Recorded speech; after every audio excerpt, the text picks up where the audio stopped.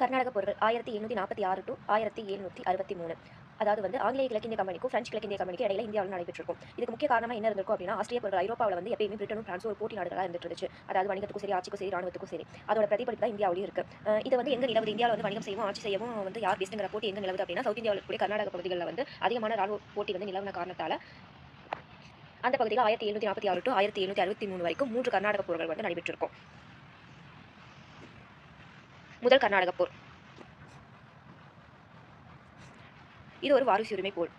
இந்த போர் வந்து 1746 அடையாறுல நடைபெற்றிருக்கும். அதனால இதோட பேர் வந்து அடையார் போர். அடையாறுல சாந்தோங்கிற இடத்துல வந்து நடைபெற்றிருக்கும். இது எங்க இருக்கு அப்படின்னா, அடையாறுல நதிக்கரை ஓரமா இருந்த ஒரு நகரம் தான் இது. இது இங்க வந்து ஆங்கிலேயர்களுக்கு சப்போர்ட்டா அன்வருதீன் அப்படிங்கிற கர்நாடக நவாப்பும் பிரெஞ்சு படைக்கு இடையில வந்து நடந்திருக்கும். ஆங்கிலேய படைக்கு யார் வந்து தலைமை தாங்கியிருப்பாங்க அப்படின்னா, மாபூஸ் கான்கிறவங்க தலைமை தாங்கியிருப்பாங்க. பிரெஞ்சு படைக்கு தலைமை வந்து கேப்டன் பாரடைஸ். இவரோட படை வந்து மிகவும் சிறிய படை தான். ஆனா வந்து மாபுகாஸ்கோனால ஒரு சக்தி வாய்ந்த படையை வந்து இது வீழ்த்தி வெற்றி பெறும். அதாவது வந்து ஒரு ஐரோப்பிய படை வந்து போர் நடத்தி இந்தியாவில் வந்து வெற்றி பெற்று அதோட ஆதிக்கத்தை வந்து செலுத்திய முதல் நிகழ்வுங்கிறத வந்து இது அடையாள போரா சொல்லலாம். இது எப்படி முடிவுக்கு வந்துச்சு அப்படின்னா, 1748 ஐலா சஃபேல் உடன்படிக்கை வந்து ஆஸ்திரிய போருக்காக பிரிட்டனுக்கும் பிரான்ஸுக்கும் இடையில வந்து அங்கே நடந்திருக்கும், ஐரோப்பிய நாடுகளில் நடந்திருக்கும். அதுபடி வந்து போட்ட கமிட்மெண்ட்ஸில் வந்து இந்த போரும் வந்து முடிவுக்கு வந்திருக்கும்.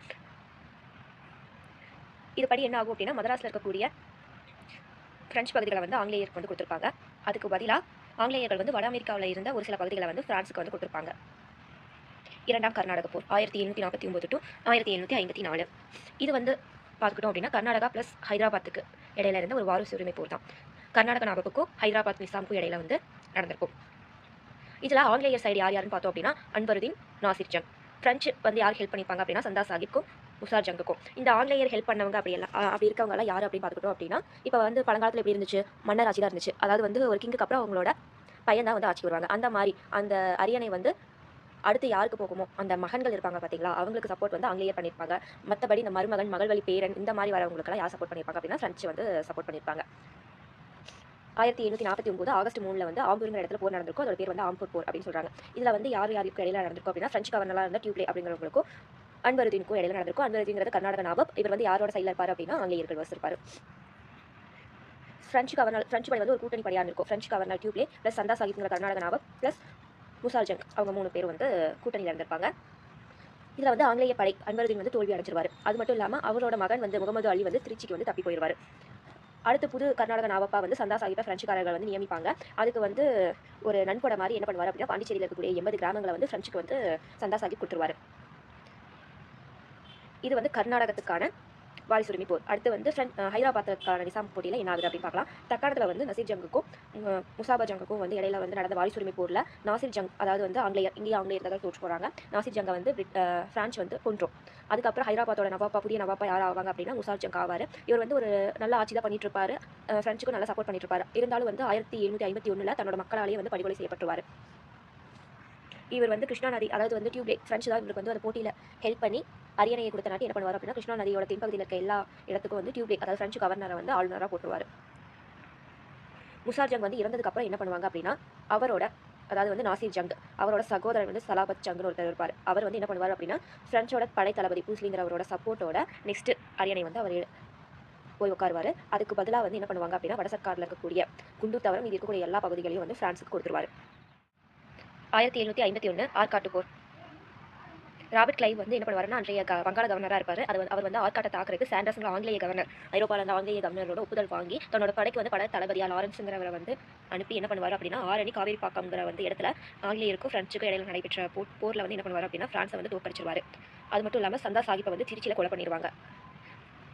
இவர் பேசிக்காக ஒரு ஆங்கிலேயரா. போன போட்டியில் என்ன பண்ணிருப்போம் அப்படின்னா வந்து, அன்வருதீன் வந்து ஆங்கிலேயருக்கு சப்போர்ட் பண்ணியிருப்பார். அவரோட பையன் வந்து முகமது அலி திருச்சிக்கு தப்பி போயிருப்பாரு. ஸோ அன்வருதீன் வந்து ஆங்கிலேயருக்கு சப்போர்ட் பண்ணனாட்டி ஆங்கிலேயர் வின் பண்ணோன்னு என்ன பண்ணுவாங்க அப்படின்னா, அன்வருதீனோட மகன் இருக்காங்க பார்த்தீங்களா, முகமது அலி, திருச்சிக்கு வந்து தப்பி போனவங்க ஆம்பூர் போர்ல, அவரை வந்து ஆற்காட்டோட புதிய நவாப்பா வந்து அறிவிச்சிருவாங்க. பிரெஞ்சு வந்து தோல்வி அடைஞ்ச நாட்டி பிரெஞ்சு நாட்டில் இருந்து டியூப்ளேவை வந்து அவரோட நாட்டுக்கே பாரிஸுக்கு வந்து கூப்பிட்டுப்பாங்க. அதுக்கப்புறம் புதிய ஆளுநரா யார் வருவாங்க அப்படின்னா, கோதைங்கிறவர் வருவார். இவர் வந்து ஒரு உடன்படிக்கை போறாரு. 1755 பாண்டிச்சேரி உடன்படிக்கை அப்படிங்கிறத போறாரு. அதாவது என்ன வந்து 2 நாடும், அதாவது ஆங்கிலேயரும் சரி பிரான்ஸும் சரி தன்னோட உள்நாட்டு விவகாரங்களை வந்து யாரும் தலையிடக்கூடாது. போருக்கு முன்னாடி யார் யார் எந்தெந்த பகுதிகள் வச்சிருந்தாங்களோ அந்த பகுதி அவங்களுக்கு திருப்பி கொடுத்துருவோம். எந்த ஒரு புதிய கோட்டையும் வந்து அவங்க எழுப்பக்கூடாது அப்படிங்கிறத வந்து சொன்னாங்க.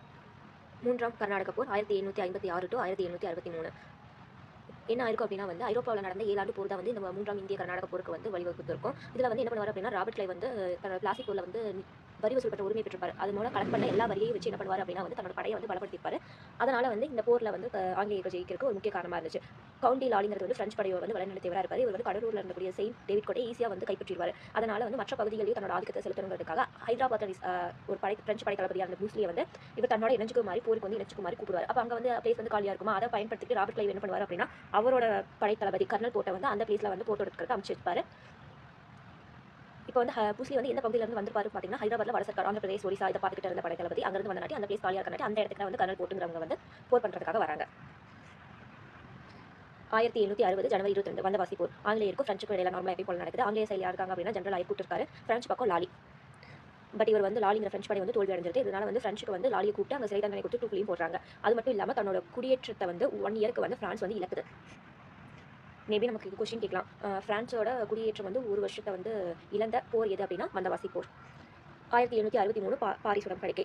பாண்டிச்சேரி உட்பட பிரெஞ்சு குடியேற்றமாக இருந்த அனைத்து பகுதிகளையும் வந்து பிரெஞ்சுக்காரங்களுக்கு வந்து கொடுத்துறாங்க. ஆனால் அதோட பகுதி பலத்தையும் வந்து படையெடுக்கவும் வந்து அவங்களுக்கு உரிமை வழங்கல. இதனால வந்து இந்தியாவில் இருந்த பிரெஞ்சு ஆதிக்கம் வந்து முற்றிலும் வந்து முடக்கப்படுது. இப்படி தான் வந்து இந்தியாவில் பிரான்ஸோட அரசியல் ஆதிக்கம் வந்து முடிவடைந்தது.